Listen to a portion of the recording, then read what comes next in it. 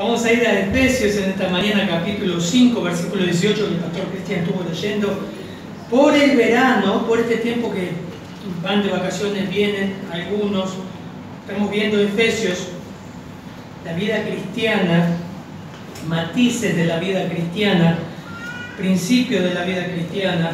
Y Pablo, capítulo 5, mejor dicho, el capítulo 4 en adelante comienza, como venimos viendo, a hablar del andar del creyente, la conducta del creyente.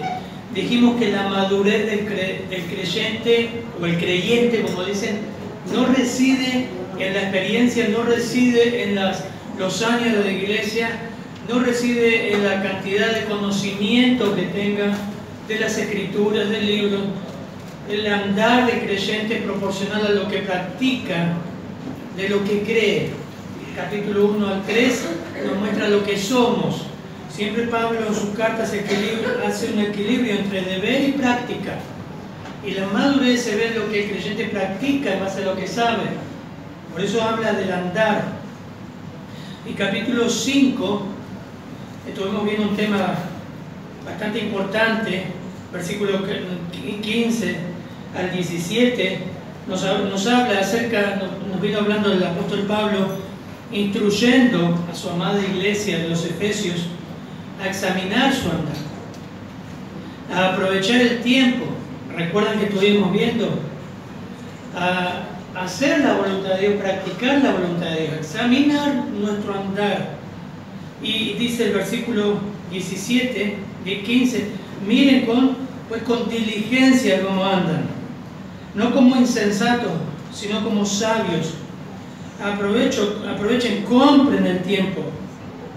El tiempo se va, las oportunidades se van. Ese fue el tema del domingo pasado, estamos haciendo un repaso. Las oportunidades que se van, el tiempo se va, no vuelve más. No vuelve más. Por eso hablamos de comprar, aprovechar bien el tiempo. No sean necios, entiendan, miren cuál es la voluntad del Señor. Pero ahora Pablo va a dar del versículo 18 a 19 las claves para tener una vida cristiana victoriosa. Hay dos claves que están dadas por dos mandatos. Y vamos a leer el texto y luego vamos a orar. Versículo 18 al 21, por favor. No os embriaguéis con vino, en lo cual hay disolución. Antes bien, sed llenos del Espíritu, hablando entre vosotros con salmos, con himnos y cánticos espirituales, cantando y alabando al Señor en vuestros corazones, dando siempre gracias por todo a Dios y Padre, en el nombre de nuestro Señor Jesucristo. Someteos unos a otros en el temor de Dios. Esos son los versículos que abarcamos hoy. Principalmente vamos a ver el versículo 18 y versículo 19. Padre, gracias por tu palabra, Señor. Qué privilegio darla, Señor. Gracias por tu pueblo aquí, en San Miguel. Gracias por la iglesia, Señor, que nos has dado, que nos has permitido ser parte, Señor. Pido que tú hables, que podamos estar tranquilos, pero humildes, sumisos a lo que tú quieres enseñarnos. Cambiar también esto en nuestra vida, apropiar nuestra vida cristiana. En tu nombre, Dios, pido tu guía, tu fuerza, tu dirección. Amén. Bien, qué hermoso título, ¿no? La clave de una vida cristiana victoriosa. Parece fácil. Pero el apóstol Pablo dice en versículo 18, y no os embriaguéis con vino, en lo cual hay disolución, sino ser lleno del Espíritu. Ahí están las dos claves. Ahora, ¿qué es lo que quiere decir? ¿Cuál es la clave para...? Porque, hermanos, del capítulo 4 al capítulo 6 son en sí imperativos, mandatos. No robéis, no habléis malas palabras, no se embriaguen con vino, aprovechen el tiempo, sean pues imitadores de Dios como hijos amados. Fornicación y toda inmundicia ni se nombre entre ustedes. Y hay una serie de mandatos: sumisos unos a otros, hijos obedeced a vuestros padres, casadas estén sujetas a su propio marido, y cuántos más, ¿no? Imperativo, imperativo. Imperativo significa mandatos. Ahora, si eso yo lo hago en la carne, lo hago yo como humano, eso está limitado. Porque yo no puedo vivir la vida cristiana por mí mismo. Porque todo lo que puedo hacer por mí mismo es heno y hojarasca delante de Dios. Jesucristo dijo, separados de mí, nada podemos hacer. ¿Cómo vivo la vida cristiana? Con mi sabiduría, enfrentando yo, obedeciendo yo al Señor. ¿Cómo se vive los principios, los mandatos de la palabra de Dios? Bueno, hay clave. En primer lugar vamos a ver la primera clave de la vida cristiana victoriosa. Un autor escribió, si no se hubiera incluido la verdad expresada en el versículo 18, no os embriaguéis con vino, en lo cual hay disolución, si no se llena el espíritu, si no se hubiese incluido esa verdad, que es el corazón del mensaje de la carta de Pablo a los Efesios, tendría todo el aspecto de una carta legalista. Hace esto, y Dios te va a bendecir. Eso no es la vida cristiana. Cada exhortación del apóstol tendría que cumplirse con el poder de la carne. O sea, hablamos con el poder humano. Los creyentes se verían en la necesidad de confiar en nuestros propios recursos y fortaleza para seguir el gran mapa de carreteras de la vida cristiana. O sea, hablando en criollo, como decimos, en nuestras fuerzas no podemos vivir la vida cristiana. Ese es el tema. Entonces hay dos claves y están dadas por dos mandatos. Un mandato es negativo y el otro mandato es positivo. ¿Cuántas claves? Están acá, ¿no? Un mandato, ¿cómo es? Negativo. Y el otro es positivo. Empezamos por el negativo. Versículo 18, por favor. No os embriaguéis con vino, en lo cual hay disolución. Hasta ahí. ¿Cuántos han leído alguna vez esto? Dice, ven, la Biblia dice no hay que tomar vino. Bien. Sí. Pablo está diciendo eso a los Efesios. Pero ¿por qué lo dice? ¿En qué contexto lo dice? ¿Cómo lo dice? ¿Para qué lo dice? Entonces hay que entender el contexto. El texto está hablando en un presente pasivo y está diciendo literalmente dejen de emborracharse, dejen de embriagarse. ¿Por qué está diciendo eso? Bueno, porque estaba sucediendo. ¿Pero por qué? Y es interesante, yo les voy a leer algunas cositas del contexto sociocultural de la época y religioso. Hermanos, el imperativo que está dando de dejar de embriagarse está en un contexto religioso, no moral solamente.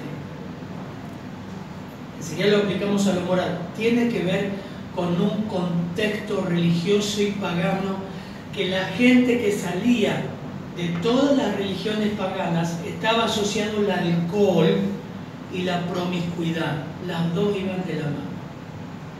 Es fuerte lo que les voy a leer, pero estén despiertos. Es fuerte. Dice que los antiguos usaban dosis abundantes de vino, no solo para olvidar las preocupaciones y adquirir jovialidad, ese es en el contexto greco-romano, sino también para entrar en comunión con los dioses. Es algo que hoy en día no se ve mucho, pero se ve de otra manera. Para entrar en comunión con los dioses y mediante esta comunión recibir el conocimiento extático imposible de recibir de otra manera. Otro autor dice lo siguiente: el interés primordial de Pablo en el pasaje presente es en sentido religioso.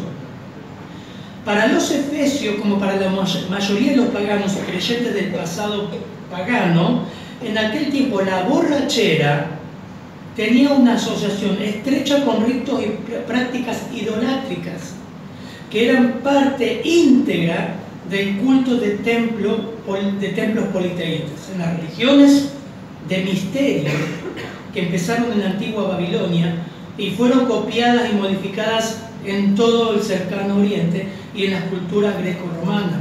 El punto máximo de la experiencia religiosa era la comunión con Dios mediante diversas formas de éxtasis. Para alcanzar una experiencia extática, los participantes usaban autohipnosis. Cuando algo se ve en ciertas sectas y cultos, hoy día también. Bailes frenéticos, diseñados para elevar las emociones al máximo. Las bebidas fuertes y orgías sexuales contribuían más al estupor sensual y una comunión instantánea con los dioses. La cultura moderna, las drogas y la música y las luces hacen eso también y se entra como en un frenesí. Pero, hermanos, esto era el contexto greco-romano. Miren, 1 Corintios 10, 21. Por eso es interesante en el Nuevo Testamento entender por qué dice lo que dice. No enseguida ir a la aplicación, entender qué está diciendo y por qué y a quién lo dice. 1 Corintios 10, 21, Pablo escribe a los Corintios y dice esto: No podéis beber la copa del Señor y la copa de los demonios. No podéis participar de la mesa del Señor y de la mesa de los demonios. A los paganos le costaba desembarazarse, sacar de su mente sus experiencias religiosas. Y eso pasaba en Corinto. Fíjense eso. Pablo le dice, no pueden estar participando en el culto al Señor y en la Santa Cena y beber, dice, la copa de demonios. Porque vieron que el pastor Cristian en el seminario hablaba, siempre en las iglesias hay incrédulos. Lamentablemente hubo, hay y habrá, siempre. El Señor habla del trigo y la cizaña. Pero en la iglesia de Corintios, muchos le costaba separarse de toda esa cosa espantosa, horrorosa, de lo que habían vivido y que se vivía en los contextos paganos. No pueden. 1 Corintios 11, 20, 21, por favor. Cuando pues os reunís vosotros, esto no es comer la cena del Señor, porque al comer, cada uno se adelanta a tomar su propia cena, y uno tiene hambre y otro se embriaga. ¿Ven? Ustedes dicen, puede pasar en alguna iglesia, pero realmente, ¿cómo, pastor, que en la Santa Cena iban a emborracharse? Porque era normal para ellos. Eso era su culto pagano. Y ellos, el alcohol estaba asociado con la religión. Hoy en día no es así. Por eso Pablo está hablando de eso. Ahora, usted me dice, pastor, el primer punto es la primera clave de la vida cristiana victoriosa. ¿Qué tiene que ver eso? Bueno, tiene mucho que ver. Pablo dice, antes de ser lleno del Espíritu, tienen que quitar algo. Y es la influencia pagana, la influencia, en este caso el alcohol, que estaba colmando su mente, su cuerpo. Ustedes saben lo que hace el alcohol, ¿no? Quita lucidez, la persona no es la misma. Tenían que dejar de tener esa influencia en su vida para tener otra influencia. Tenían que cortar con eso. Ahora, algunos datos. No voy a hacer un estudio del vino porque es largo, pero para entender un poquito, la palabra más común en el Nuevo Testamento para vino es oinos. Y les voy a explicar cuál es el vino con que se embriagaban y el vino también que usa Proverbios 23, que ahora lo vamos a leer. Vamos a ir buscando Proverbios 23, del versículo 29 en adelante. La palabra más común en el Nuevo Testamento es oino, y en su sentido más general, para que se refiere simplemente al jugo de uva. Cualquier fuente judía exacta señala que el yashin, o sea, el vino mezclado llamado oinos en griego, no se refiere tanto a un licor obtenido por fermentación, sino con mayor frecuencia un jarabe espeso o jalea no embriagante, que era el vino común del Nuevo Testamento, que era el que el Señor convirtió, y era el Señor que hablaba de los odres viejos y los odres nuevos. era un jarabe, una glucosa del jugo de la uva, que tenía todo un proceso. Que no, usted dice, ¿es el mismo vino de hoy? No. Cualquier vino de hoy no es comparable con el vino bíblico. Yo le estoy metiendo en el contexto de Efesios. Hasta le estoy diciendo con qué vino se embriagaban. Y ustedes sacarán sus conclusiones, hermanos, de lo que sucede hoy. Pero que existía la borrachera, existía. Pero no era tan fácil como hoy. Ese vino era un vino fruto de la vid, que era un jarabe. Para embriagarse había que dejarlo fermentar. Y la graduación que tenía no es comparable a la graduación que hoy tiene el vino, que sería la sidra del Antiguo Testamento. Y aún así la sidra no tenía la graduación de hoy día. Ese vino era el oinos. Era un jarabe espeso que se le agrega una mezcla de agua para la mistura y vino puro. El vino era o bien no embriagante o leve contenido alcohólico, pero muy leve.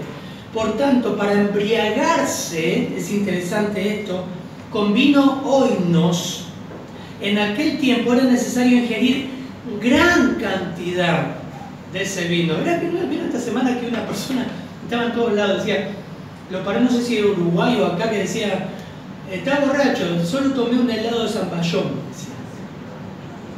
Y todos cargaban, decían, pero ¿cuántos kilos de zamballón tomaste para que al soplar te dé que estás en un grado alcohólico?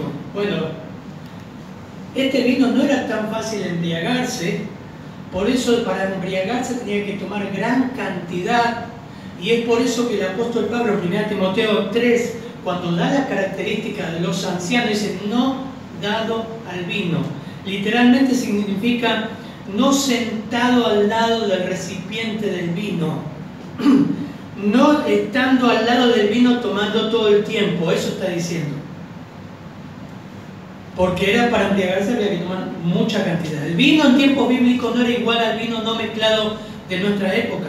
Hasta los paganos más civilizados de tiempos bíblicos habrían considerado la ingestión de los vinos modernos como actos bárbaros e irresponsables, por la gran cantidad de alcohol que hoy día tiene el vino o cualquier bebida. Estoy viendo un poquito el contexto de por qué Pablo dice dejen de emborracharse. Y la idea era un contexto pagano que ellos tenían incorporado, pero entiendan con qué se emborrachaban, porque ahí también van a decir, pero pastor, en la iglesia, ¿puede tomar vino o no puede tomar vino en la comida? Porque están esas disyuntivas, ¿no? Bueno, acá Pablo responde, todas las cosas me son lícitas, dice en 1 Corintios 6:12. Pero no todas son de provecho en las Américas. Todas las cosas me son lícitas, que era una frase corintia. Todo lo puedo hacer, todo me es lícito. Esa es una frase pagana que tenía. Pablo decía, sí, bueno, todo es lícito. Muchos ahora, hoy día, dicen, pastor, en una iglesia que yo estaba, decía, todo es lícito. Pero mi maestro que me discipuló dice, mirá, Adrián, todo es lícito, pero no todo conviene y no todo edifica. Ese es el principio que da Pablo. Todo es lícito, pero no todos son de provecho, no todas las cosas son de provecho. Todas las cosas me son lícitas, pero no me dejaré dominar por ninguna. Y esa es la clave. Para vivir una vida cristiana victoriosa, el tema es ¿qué te domina? Estamos hablando de cristianos. ¿Qué cosa está dominando y tomando tiempo e influencia en tu vida? El vino es algo, un agente dominante. En toda la escritura muestra, y en estudios ahora, sabemos, bueno, Jesús dijo, el que hace pecado, se hace esclavo del pecado. ¿Sabían, hermanos, que el pecado esclaviza? Todo pecado esclaviza. Un adicto no quiere reconocerlo. Me acuerdo muchas veces cuando tratábamos con personas adictas, dicen, a mí no me domina, yo cuando quiero lo dejo. Nunca han escuchado decir eso con el cigarrillo, con el alcohol. Mentira. Lo deja él. Y Pablo, yo creo que el contexto también está hablando de eso. El alcohol es algo que pasa a dominarte. el alcohol domina. Es interesante. Nunca deberíamos permitir que estemos bajo la influencia o el control de nadie y de nada que nos aleje de la persona de Dios. Ese es el principio que Pablo está transmitiendo acá. Si bien es el alcohol, puede ser cualquier agente que domine tu vida, que lleve a controlar. Ustedes saben las consecuencias del alcohol, ¿no? Lo que hace el alcohol. Miren Proverbios, miren. Proverbios 23. A ver, creo que yo no sé si es Reina Valera o las Américas. Vamos a escucharlo. Proverbios 23, 29. 29 al 35. ¿Para quién será el ay? ¿Para quién el dolor? ¿Para quién las rencillas? ¿Para quién las quejas? ¿Para quién las heridas en balde? ¿Para quién lo amorotado de los ojos? Para los que se detienen mucho en el vino, para los que van buscando la mistura. No mires al vino cuando rojea, cuando resplandece su color en la copa, se entra suavemente, mas al fin, como serpiente morderá, y como áspid dará dolor. Tus ojos mirarán cosas extrañas, y tu corazón hablará perversidades. Serás como el que yace en medio del mar, o como el que está en la punta de un rastrero. Y dirás, me hirieron, mas no me dolió, me azotaron, mas no lo sentí. Cuando despertare, aún lo volveré a buscar. Acá está describiendo, el proverbio está describiendo lo que es la borrachera. Y es así. Vamos a seguir ejemplos terribles en las escrituras. Noé se borrachó y realmente ustedes saben lo que ocurrió con sus hijas. Podemos ver muchos cuadros en las escrituras de hombres que han incurrido en el alcohol y ha sido una tragedia. Hoy día lo vemos. Hermanos, estamos rodeados aquí en San Miguel, miren, están abriendo negocios de cerveza, ¿cómo se llama? De cerveza artesanal. En todo lado. No abren casa de comida, abre negocios y son hermosos. ¿Lo vieron? Acá a la vuelta hay. En una cuadra hay 3. Y si caminas por Paunero está lleno. Es lo que más sale, vende, reditúa y abre. No cierra, ¿eh? No cierra. El alcohol siempre tuvo éxito en la gente porque domina. Porque sos el canchero. Sos el que te tomas una cerveza. Pero es alcohol. Este era el vino que da el Proverbio 23, 29. Era el yashin. Y era el jugo fresco, se dice en el hebreo, era el jugo fresco que servía para que no se pudriera. Pequeñas dosis de este jarabe, que se dejaba fermentar, es la que embriagaba. Aún así, las dosis que se dejaba fermentar sin hervir eran relativamente bajas y se necesitaba beber gran cantidad. Hoy día te embriagás con cuánto. Ya con menos de 1 litro, ya una persona ya no pasa la prueba de alcoholemia, con menos de 1 litro. Por eso 1 Timoteo 3:2 dice, es necesario que el obispo sea irreprensible, marido de una sola mujer, sobrio, prudente, decoroso, hospedador, apto para enseñar, no dado al vino. Así que la dependencia, dijo un autor, la dependencia misma distrae la atención e interfiere con el juicio y la cordura, no la gordura, la cordura de la persona adicta. Repito, la dependencia misma distrae la atención e interfiere con el juicio y la cordura de la persona. Un cristiano no solo debe evitar el pecado, sino también la potencialidad del pecado, lo que puede hacer. Nunca deberíamos permitir que estemos bajo la influencia o el control de nadie, de nada que nos aleje del Señor, nos aleje de su comunión, nos distraiga. Hermano, yo no conozco, yo no sé qué tomar, qué no tomar, pero ¿cómo manejas este área? ¿Cómo ves tu libertad? Puedes pensar que, bueno, el Señor me hizo libre, todo es lícito. Tened cuidado, no todo edifica y puede dominarte. ¿Cómo está tu testimonio? ¿Cómo te ven los demás? También con eso. Pero Pablo más que nada apunta a la gente influyente, a ese agente que puede distraer tu atención del Señor. Quizás no es el alcohol,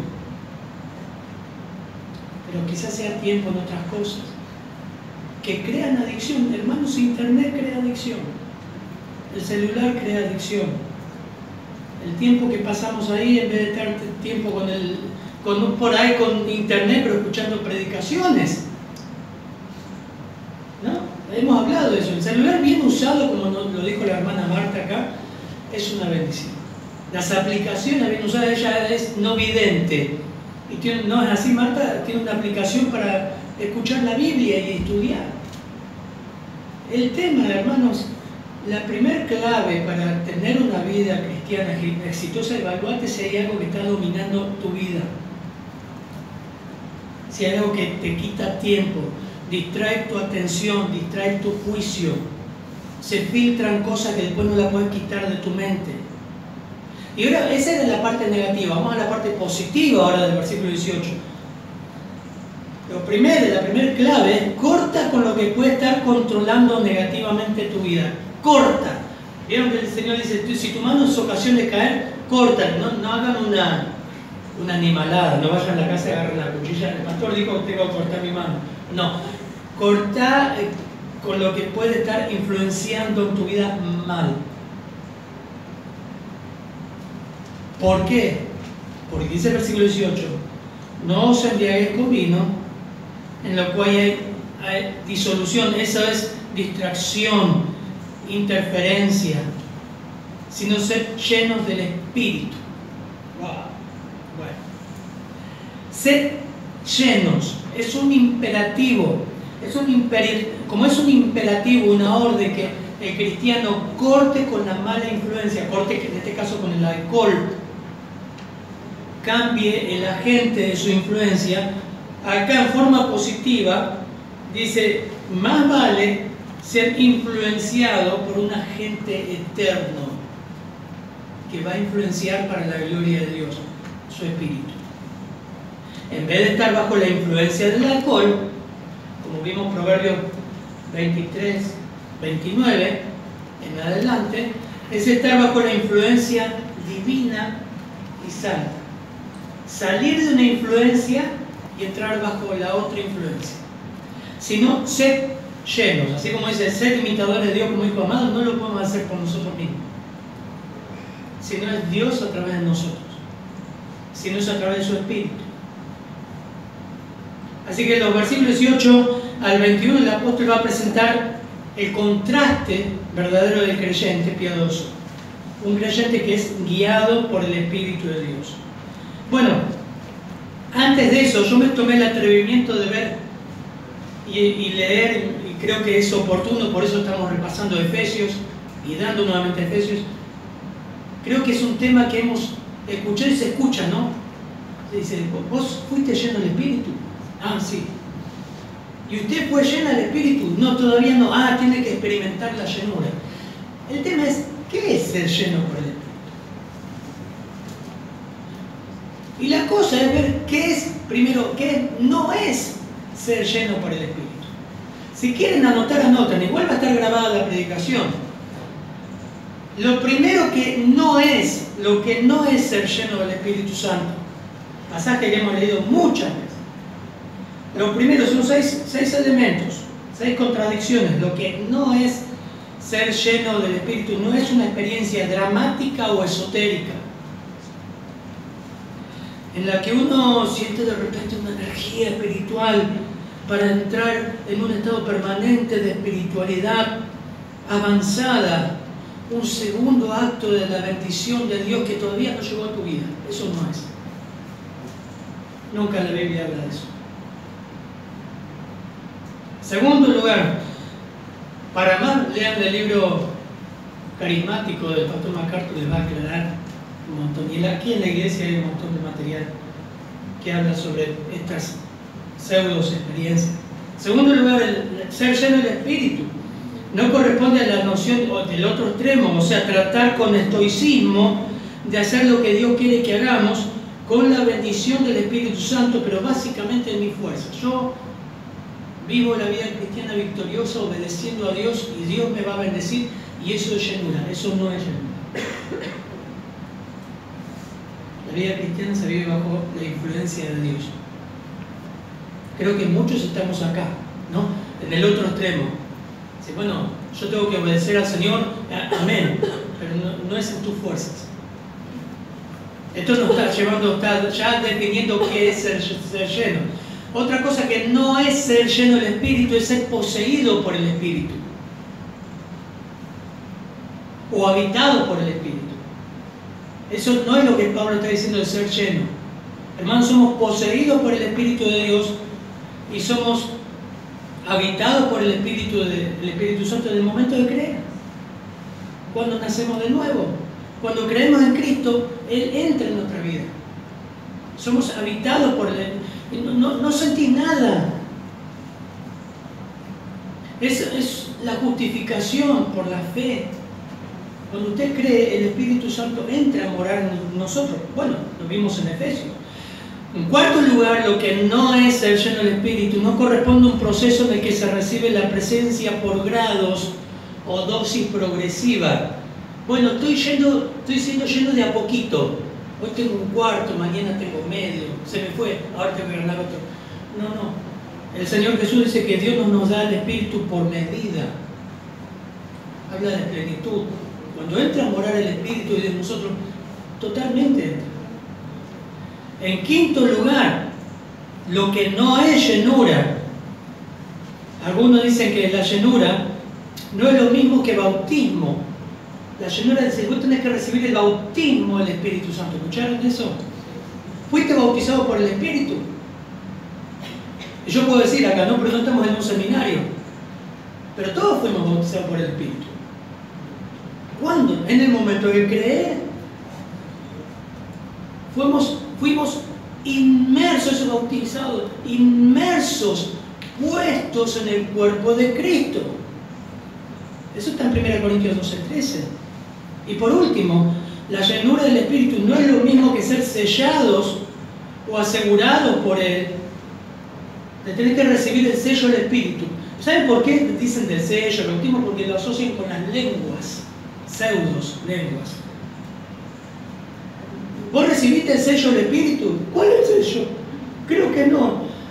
Y vos tenés que recibir el sello en algún momento. El sello del Espíritu Santo, que era el sello de seguridad, está en el momento de la salvación. Así que eso no es llenura.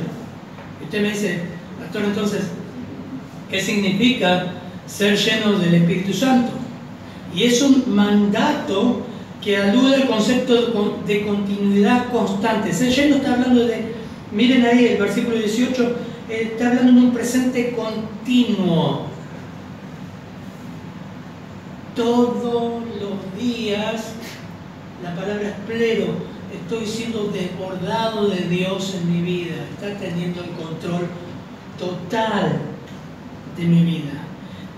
Dijo otro autor, no existe un mandato más práctico y necesario en las Escrituras que esté dado a los creyentes que ser llenos del Espíritu. Literalmente estén siendo llenos en todo el tiempo. Involucra una sumisión día tras día y momento tras momento al control de Dios. Hermanos, ahora vamos a ver más. Pero ser lleno es una sumisión. ¿Entiende el concepto de sumisión? Me inclino ante Dios y digo, Dios, controla mi vida. Dios, dirige mi vida. Vieron que Pablo terminó con que se han entendido cuál es la voluntad de Dios. Va de la mano. Es ceder el control. El alcohol, hermanos, es ceder el control a otros. ¿Qué hace el alcohol? Te descontrola, diríamos lo descontrola, pastor, pero a la vez te controlan. Haces cosas tontas que cuando decís, esto hiciste cuando estabas borracho, yo dije eso, yo hice eso. Sí. No quiero preguntar quién se emborrachó alguna vez, pero yo creo que alguno ha pasado por esa experiencia. Lastimosamente, como dice el proverbio, muchos cuando se despiertan no se acuerdan lo que hicieron. ¿Por qué? Porque el alcohol controlar nuestra mente, nuestro cuerpo, todo. Es horrible. Algunos lo ven, uno lo ve como chistoso, ¿no? Hasta llegamos a reírnos, pero yo veo un hombre acá a la vuelta, siempre le quiero predicar, siempre está borracho. Es uno que cuida los autos. Pero es triste. ¿Y saben qué? Estaba leyendo mucho del alcohol. Esas personas se levantan tomando alcohol, desayunan con alcohol. El alcohol les controla desde la mañana temprano. Él se cruza un almacencito aquí a la vuelta y yo ya lo veo que trae escondido ¿cómo le dicen? El cartón. El cartón de vino, el tetra, le dicen aquí, el cartón, la caja. Empieza tomando. Un hombre grande, le digo, ¿cuál es el destino de este hombre? Qué terrible. Ojalá conozca al Señor. Pero uno tendría que traerlo acá, sacarle el alcohol para que esté consciente en algún momento para predicarle. Porque en ese momento no puede predicarle porque no entiende nada. Su mente está tan influenciada por el alcohol, está tan tomada por el alcohol, que no puede recibir la verdad. Bueno, ese paralelo y ese contraste es el Espíritu de Dios. Debe controlar nuestra vida. Es un estado de llenura, plero. Miren, les voy a leer lo que significa la palabra en griego y sus implicaciones para que entiendan lo que el apóstol Pablo está hablando. La palabra plero connota más el acto de llenar algo hasta el tope. Se empleaba con frecuencia en tres elementos. Se empleaba con frecuencia para aludir al viento que llenaba el velaje de una embarcación para su avance en el agua. Ayer veíamos, creo que fue en el canal TN, no sé si era en Salta o en La Rioja creo que era, un nuevo deporte de carros que son impulsados por velas pero en el barro seco. Hay una época del año que llueve 15 centímetros, se inunda toda la planicie, baja el agua por el viento, se seca y queda liso, es una pista, se hacen deportes. Y el viento llena la vela de ese carrito y hacen deporte con las velas. O sea, lo mismo se hace en el mar, se hace en tierra con ruedas. Esa es la palabra plero, lleno, que se utilizaba también en el mar. Ser llenos del Espíritu significa que podemos movernos y avanzar en la vida cristiana por intervención de Dios mismo. Es la misma dinámica que llevó a los escritores de la Biblia para decir inspirados por Dios, llenos de Dios, guiados por Dios. Qué precioso, ¿no? Vivir la vida cristiana así. En segundo lugar, la palabra plero se utilizaba también para conceptos de permeabilidad, empapamiento e impregnación. Se utilizaba con referencia a la acción de la sal sobre la carne para darle sazón y preservarlo. Ustedes saben que antiguamente no había freezer o heladera, se preservaba con sal. Así que realmente ese era el concepto de plero. Y hay uno más, en tercer lugar. Plero tiene la connotación de control total. La persona que estaba llena de tristeza, plero. Por ejemplo, Juan 16:6 usa la palabra plero para totalmente invadido por la tristeza o bajo el control total de una emoción, bajo el control total del furor, de la fe, incluso de Satanás. Se utiliza esta palabra. Lleno, que ya no se encuentra bajo el control propio, sino que ¿vieron cuando le invade la ira? Y usted dice, estoy lleno de ira. Esa es la palabra que también se utiliza, plero, y tiene que ver con control. Por eso el proverbio dice, el hombre de mucho enojo hará locura. El estar bajo su dominio y control totales, eso presenta un contraste directo frente a la embriaguez y disipación descontrolada. El contraste de estar controlado por el alcohol a estar controlado y guiado por el Espíritu. ¿Vieron cuando se convirtieron y el Señor les dio convicción de pecado y pudieron decir a alguien, ¿sabes? O pensar en su corazón, yo tenía tanto odio contra esta persona, pero Dios ha cambiado tanto mi vida que lo ha llenado de amor y de orar por él. todo ese odio se transformó en compasión, misericordia y oración. ¿No les pasó? Ese control de Dios. Ese es el control. Usted hace algo que normalmente no haría. Lo mismo que el alcohol. ¿Por qué? Porque es la influencia de Dios en su vida. Usted puede tener paz como cantamos en medio de la tormenta. ¿Cómo puede esta persona tener tanta paz? Está dolida pero tiene paz. Es el control de Dios. Eso es pleno. Sean llenos. En vez de tener influencias de otro tipo, de influencia de Dios. Ser lleno del Espíritu incluye, hermanos, incluye confesión de pecado, rendición a su voluntad. Señor, me rindo. No quiero manejar yo. Quiero que tú manejes. Rendición del intelecto, del cuerpo, Romanos 12. Rendición de los talentos, de las posesiones, de los deseos. Requiere la muerte del egocentrismo y el aniquilamiento de la voluntad del yo. Ya no vivo yo, más vive Cristo en mí. Eso es ser lleno. Por otro lado, vamos a buscar Colosenses 3, 16 al 25, por favor. Por otro lado, Pablo utiliza la misma palabra diciendo: la palabra de Cristo more en abundancia, pleno, en vosotros. ¿Lo leemos? 3, 16 al 25.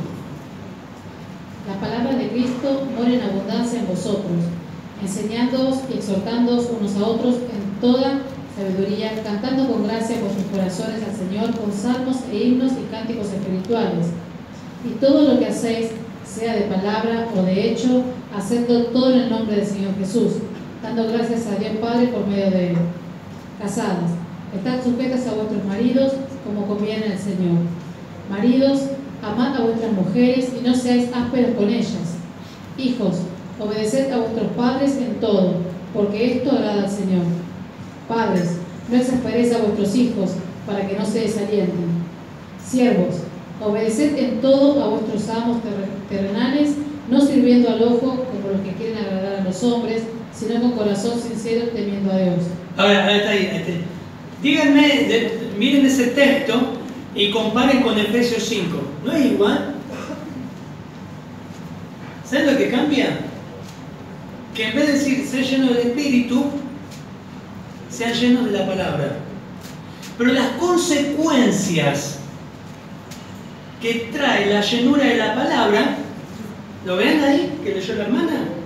El pastor Cristian va a empezar a hablar de esto el domingo que viene. Son las mismas que Efesios 5. Casada, casados, hijos, siervos, que afectan la llenura. ¿De qué? De la palabra. Es lo mismo que ocurre con el Espíritu. Casadas, maridos, hijos, siervos.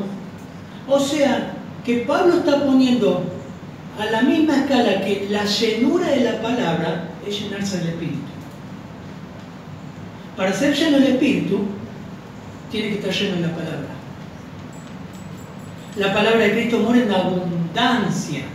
En abundancia. O sea, la llenura del Espíritu no es una experiencia esotérica y mística que estás esperando la segunda bendición y empezás a transpirar y a temblar. Y esto es la llenura del Espíritu, y te empieza a hacer reír. Porque algunos han dicho de la embriaguez de la risa. Yo escuché cada cosa, años, y te dicen eso es la llenura, yo estoy lleno y el Señor me habla a la noche y eso no es. La llenura del Espíritu tiene que ver con esto y tiene que ver con la llenura de la palabra y la autoridad de la palabra en nuestra vida, en nuestra sumisión a las Escrituras, nuestra sumisión al Espíritu. Spurgeon dijo: la sangre del cristiano debería tener una elevada concentración, no de bilirrubina, sino de bilirrubina, de modo que cuando se corte o sea herido, exude el plasma de las Escrituras. Qué hermoso, ¿no? La sangre del cristiano debería tener una elevada concentración de bilirrubina, de modo que cuando se corte o sea herido, exude el plasma de las Escrituras. Ha habido varias frases como esta. Ser lleno del Espíritu es vivir con una conciencia permanente de la presencia personal del Señor Jesucristo, como si estuviéramos de pie y al lado suyo. Esto es algo interesante, voy a ponerlo pero se va a hacer muy largo. Pero siempre que Pedro estuvo bien con el Señor, estuvo al lado. Cada vez que Pedro se alejaba o miraba para sí mismo, se hundía en el mar o lo negaba. Pero mientras estaba al lado del Señor, él era valiente, le cortó la oreja a Malco. En realidad no era la oreja, quería al medio del gañote le quería dar, pero amaba al Señor. Pero cada vez que se alejaba, separado de mí, nada puede ser. Ser lleno del Espíritu es vivir con una conciencia permanente que el Señor está acá, como si estuviéramos de pie al lado suyo, y permitir que su mente es llenarnos con la palabra de Dios, de modo que sus pensamientos sean nuestros pensamientos, sus normas nuestras normas, su obra mi obra, su voluntad mi voluntad. Qué hermoso, es simple. Es empezar el día de la semana diciendo: Señor, quiero estar a tu lado, que tú, como Moisés, si tu presencia no va delante mío, no quiero dar ni un paso. Señor, guíame. La llenura, esa llenura, ese control de Dios en nuestros corazones va a traer 3 consecuencias que solamente le hago una introducción para el pastor Cristian el próximo domingo. Dice: hablando entre vosotros con salmos, himnos y cánticos espirituales, cantando y alabando con vuestro corazón al Señor. Ese es el efecto de la llenura, no del vino, Ese es el efecto. Dando siempre gracias a Dios por algunas cosas, no, por todo. En el nombre de nuestro Señor Jesucristo, a Dios el Padre. Y 21, sometiéndonos unos a otros en el temor de Cristo. No podemos hablar de matrimonio, ni de obediencia de hijos a padres, ni cómo criar padres a hijos, si no hay control de Dios en nuestra vida.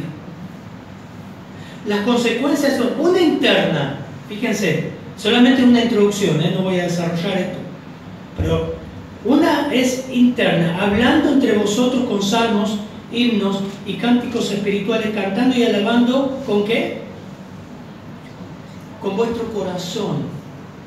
Es interna. Una persona controlada por Dios canta así, bofea, ronca. Acá no todos cantan muy lindo, yo no canto. Pero lo que al Señor le gusta, el mejor instrumento que al Señor le gusta es la voz propia de su Hijo. Canta, un corazón que alaba, un corazón contento, un corazón que canta de gozo en cualquier situación. Pablo, no te lo quemo, igual lo vas a desarrollar, pero Pablo, en el fondo de la cárcel, ¿qué hacía? Lloraba, cantaba himno. En segundo lugar, la consecuencia que tiene que ver con nuestra relación y comunión con Dios: agradece en todo, como la cena de fin de año. Agradece, una oportunidad para él, pero todo el tiempo, no solamente en la cena de fin de año, todo el tiempo agradece, por momentos malos y por momentos buenos. Como Job le dijo a su mujer, ¿no? Su mujer, ¿qué esposa le dice? Maldice a Dios y muérete. ¿Cómo que te quedas así? Dios nos quitó todo, maldecía a Dios y muérete. ¿Qué recibiremos? Lo bueno de Dios y no recibiremos lo malo. Y en todo esto, dice, no se quejó Job contra Dios. Y en tercer lugar, produce humildad. Miren, sometiéndonos unos a otros en el temor de Dios, produce una actitud sumisa de unos con otros en un tiempo de tanto orgullo, ¿no? Y derechos. Una actitud sumisa de unos con otros que comienza con el matrimonio. Así que gran tema para el domingo que viene. Hermanos, para terminar, ¿qué está controlando nuestra vida? ¿Qué controla nuestra vida? ¿Qué toma tiempo? ¿Qué influencia? Por ahí lo que controla tu vida no es el alcohol, no es internet. Por ahí lo que controla tu vida es tu ego, nuestro ego. ¿Cómo estás viviendo tu vida cristiana? ¿Tus fuerzas? ¿Bajo reglas, preceptos, órdenes?